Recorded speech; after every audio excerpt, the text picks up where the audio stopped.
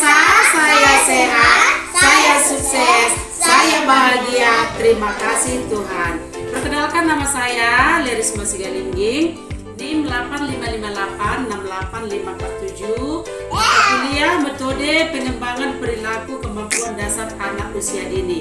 Kesempatan kali ini melalui metode bercerita pengembangan perilaku dan nilai agama moral anak usia dini di PAUD Kasih Bunda, Kecamatan Paralitan, Kabupaten Humbang Asih Blitar. Kita mulai bercerita tentang anak laki-laki yang menolong.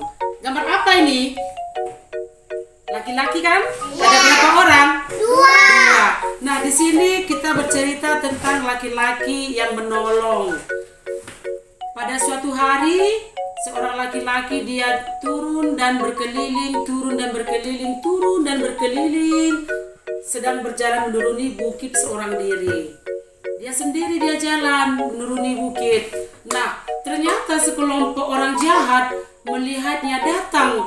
Mereka memukuli laki-laki tadi, mengambil uangnya, mengambil pakaiannya, lalu mereka melarikan diri.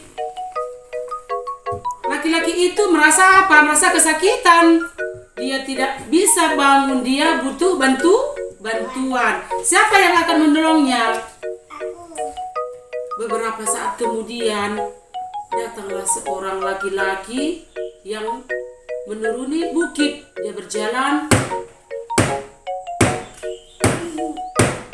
Apakah orang itu mau menolong seorang laki-laki tadi? Ternyata tidak, dia tidak menolong.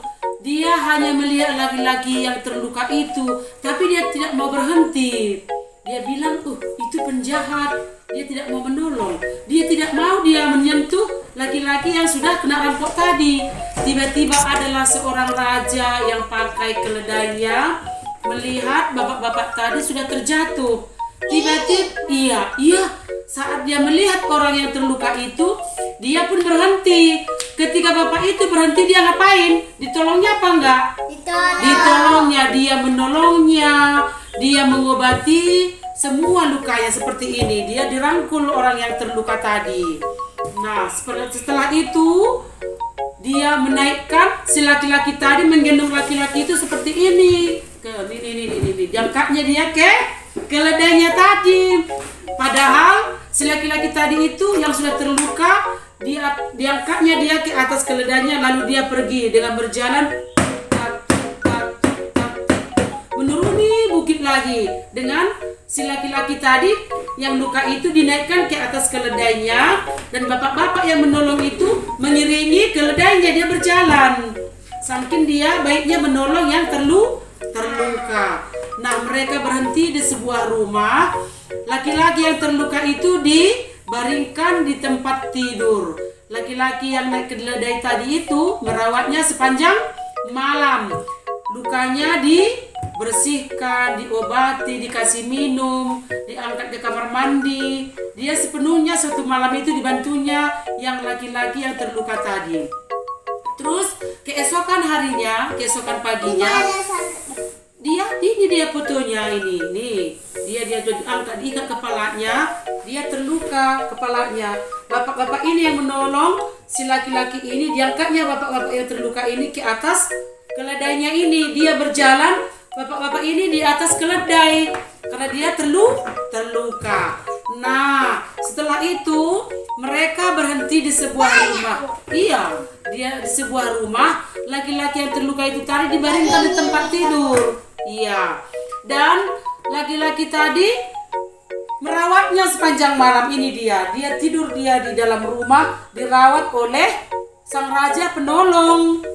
Setelah itu,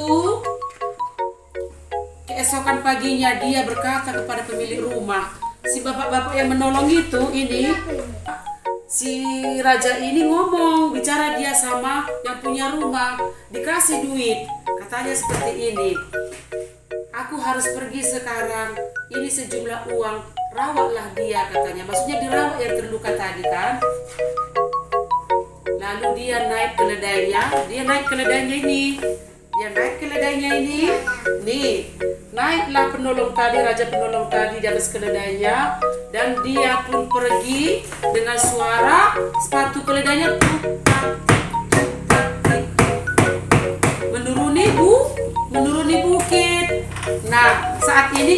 tanya, laki-laki yang naik keledai itu adalah seorang apa tadi? Seorang raja. Dia adalah seorang penolong. Nah, ketika ada orang nanti seperti itu jatuh atau dia minta bantuan, maunya kalian menolong?